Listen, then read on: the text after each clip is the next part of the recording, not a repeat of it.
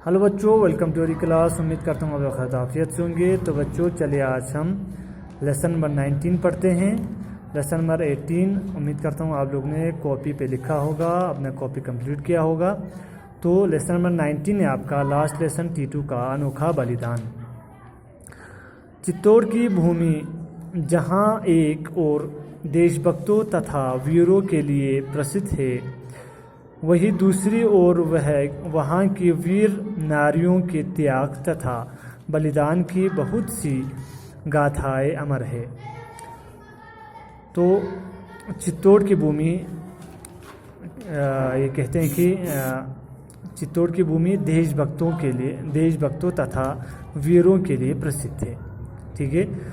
और वहाँ की दूसरी ओर अगर वहाँ के महिलाओं के बारे में बातें किया जाए, नारियों के बारे में और उनके त्याग, उनके सेक्रीफाइसेस के बारे में बातें किया जाए तो बहुत सारे गाथाएं अमर है। ठीक है, गाथाएं आपको नीचे दिया हुआ है, कहानियों को गाथाएं कहते हैं। ठीक है बच्चों, पन्ना धाय के त्याग की ऐसी ही एक अमर कहानी है जो इतिहास में सदैव सुनहरे अक्षरों में अंकित रहेगी।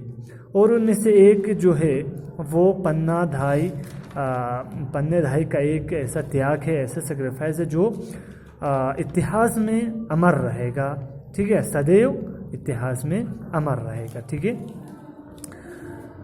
चित्तौड़ के महाराजा संग्राम सिंह की मृत्यु सन 1527 में हो गई थी।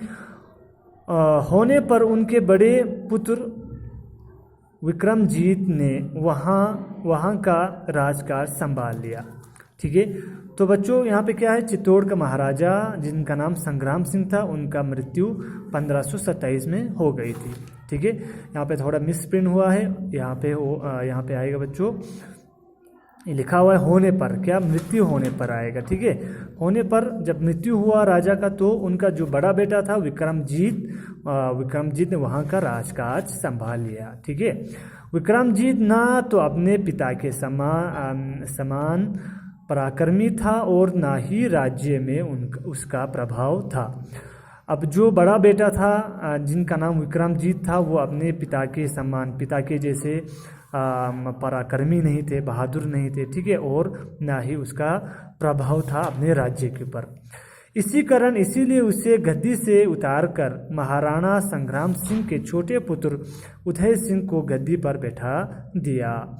तो इसी कारण क्या हुआ, इसी कारण महाराणा संग्राम सिंह के छोटे पुत्र को उसकी जगह पे गद्दी पर बिठा दिया गया।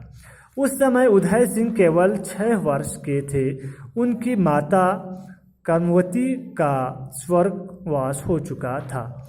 उस समय उदय सिंह का जो साल था सिर्फ 6 साल था, और उनकी जो माता थी कर्मवती, उसका स्वर्गवास हो चुकी थी। ठीक है, पन्ना धाई की ही उदय सिंह का पालन पोषण किया करती थी। जो पन्ने धाई था वो वही उदय सिंह का जो राजा था, ठीक है, उसका पालन पोषण किया करता था। ठीक है, उसको देखभाल करते थे। कौन?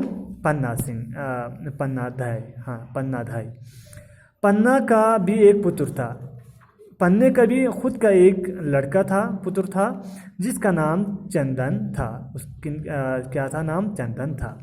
उसकी आयु उदय सिंह जितनी ही थी, उसके जो साल था वो उदय सिंह जो राजा बना था उसके बराबर, वो दोनों बराबर थे। ठीक है, दोनों बालक एक साथ खाते पीते व खेलते थे। दोनों बालक क्या करते थे, जब छोटे में थे वो दोनों एक साथ खाते पीते और खेलते भी थे। ठीक है बच्चों, तो आज हम सबक को यहाँ रखेंगे।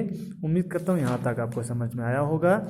खुद से एक बार रीडिंग कीजिएगा और नीचे जो वर्ड मीनिंग्स आ रहे हैं वो अपनी कॉपी पे लिखिए।